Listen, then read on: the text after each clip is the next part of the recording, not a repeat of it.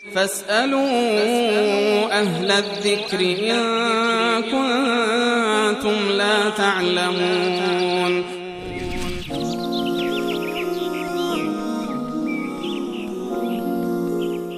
درباره اعتکاف، اگر کسی بخواد در خانه اعتکاف بنشینه آیا این حق رو داره؟ اصلا کلا اعتکاف رو میشه در خانه هم انجام داد؟ سوال خواهری بود که پرسیدم.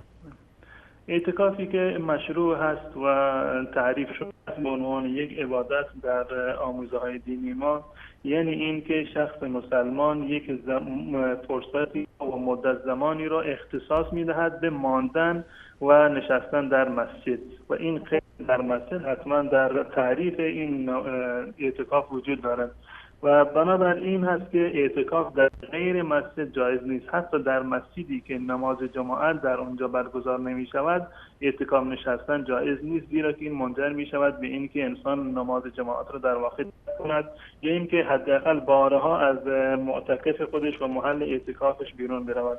پس بنابراین محل اعتکاف فقط در مسجد هست. زنان هم می توانند در مسجد اعتکاف بنشینند همان گونه که مردان در اعتکاف می نشینند و در منزل یا در جایی که محل عبادتشون هست، در اتاقی که نماز میخونن، اینو عموم فقها چنین اجازه رو ندادند. یعنی نشستن اعتکاف فقط عبادتی است مخصوص مساجد و آن هم مساجدی که در آنها نماز جماعت برگزار می شود. در غیر این گونه مساجد و جاهای دیگر اعتکاف نشستن جایز نیست.